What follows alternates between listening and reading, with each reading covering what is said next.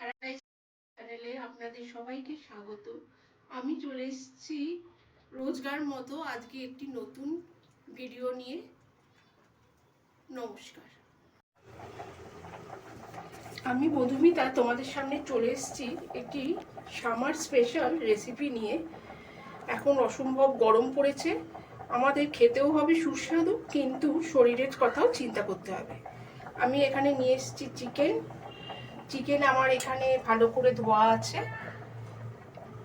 আমি নিয়েছি এখানে 600 গ্রাম চিকেন, আর নিয়েছি এখানে হাফ বাটি টক দইটা এই রান্নাতে একটু বেশি পরিমাণেই লাগবে। আর নিয়েছি, যেহেতু 600 গ্রাম চিকেন আছে, তার জন্য আমি নিয়েছি দুটো বড় সাইজের পেঁয়াজ। আর এখানে আমি নিয়েছি, দেখো এখানে রয়েছে 8 থেকে 9 কোয়া রসুন আর একটি 1.5 ইঞ্চি মতো আদা টুকরো। এবার এটি আমি ভালো পেস্ট তৈরি করে নেব।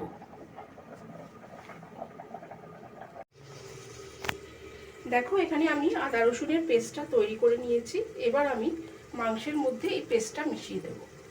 এর মধ্যে শুকনো লঙ্কার গুঁড়ো বা শুকনো লঙ্কা বাটা কিছু অ্যাড করতে হবে না, তাহলে ব্যাপারটার মধ্যে অনেকটা রিচ হয়ে যাবে। আর শুকনো লঙ্কা গ্রীষ্মকালে পেটের পক্ষে মোটেই ভালো নয়। এবার আমি ফ্যাটানো টক দইটা এর মধ্যে মিশিয়ে দেব।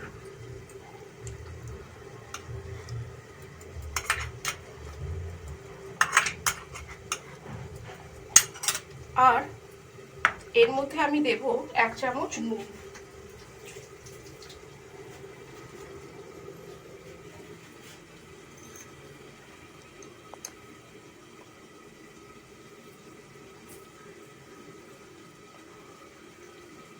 আর এটি একটি কম তেলের রান্নার মাংস। আমি এখানে 600 মাংস নিয়েছি বলে আমি এই চামচের 1.5 চামচ তেল দেব। এটি হলো সানফ্লাওয়ার অয়েল।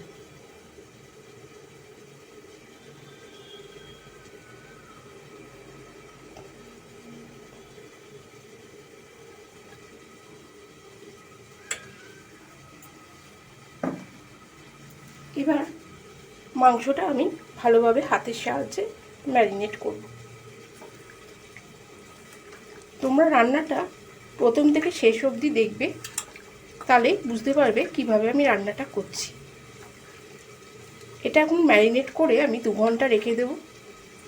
2 ঘন্টা পরে আবার তোমাদের সাথে আমার দেখা হবে। এখানে দেখো আমি কড়াইটা গরম করতে বসিয়েছি, আর ম্যারিনেট করা মাংস নিয়ে আমি 2 ঘন্টা বাদে ফিরে এসেছি আবার তোমাদের সামনে। এবার আমি কড়াইটা গরম হয়ে গেছে, এবার মাংসটা আমি কড়াইতে দিয়ে দেব।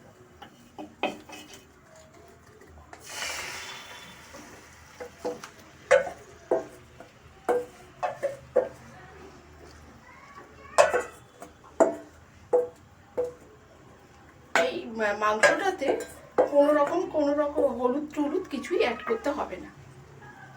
এই মাংস হলুদও দিতে হবে না। এবার ভালো করে এই মাংসটা আমি কষিয়ে নেব।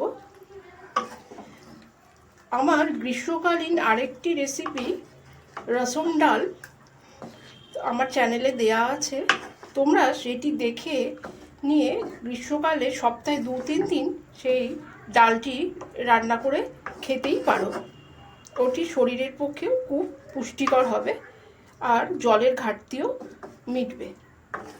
এখন যা গরম পড়েছে তাতে তোমাদের উপকার হবে।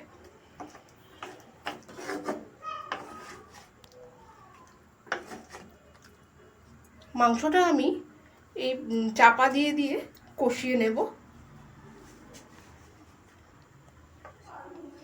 আর আমাদের গৃহিণীদের যেহেতু রান্নাঘরে গরমকালে অনেকটা টাইম ধরে থাকতে হয়, তাই এই রকম সমস্ত রেসিপি হলে আমাদের খুবই সুবিধা হয়। তাতে সুস্বাদুও হয় রান্নাটি, আর টাইমও কম লাগে। এবার চাপা দিয়ে দিয়ে মাংসটা আমি কষিয়ে নেব।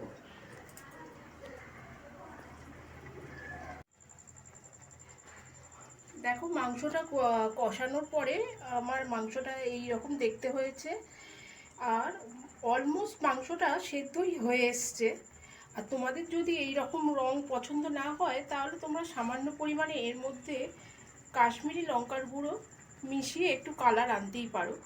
এরপরে এর মধ্যে আমি যে দুটো পেঁয়াজ রেখেছিলাম সেই দুটো পেঁয়াজ এখানে রিং রিং করে কেটে নিয়েছি, এই পেঁয়াজগুলো এর মধ্যে মিশিয়ে দেব।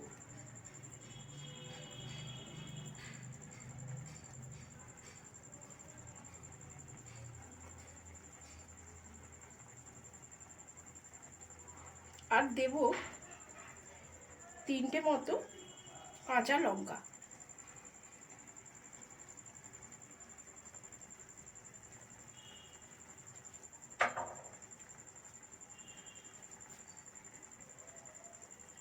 আমি নুন যেহেতু ম্যারিনেট করার সময় দিয়েছিলাম, তাই জন্য এর মধ্যে আমি সামান্য পরিমাণে নুন অ্যাড করছি।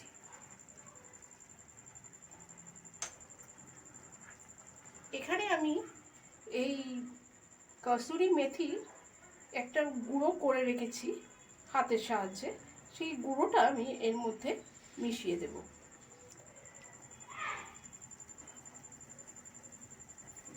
এবার মাংসটার জল যতক্ষণ না শুকিয়ে আসছে ততক্ষণ আমি মাংসটা রান্না করব।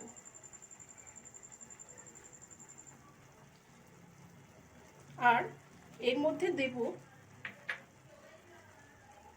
সামান্য পরিমাণে চিনি, এইটুকু চিনি। এবার আমি মাংসটা চাপা দিয়ে দেব, আর জল শুকনো অবধি মাংসটা রান্না করব, তারপরে এটি সার্ভ করে দেব। তোমাদের যদি রান্নাটি পছন্দ হয় তাহলে চ্যানেলটিকে সাবস্ক্রাইব করে বেল আইকনটা প্রেস করে রাখবে, আর লাইক ও শেয়ার করবে।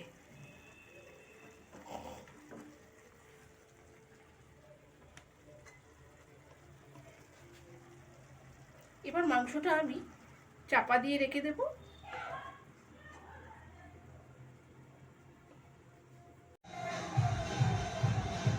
তৈরি হয়ে গেছে কম তেলের দই মেথি চিকেন।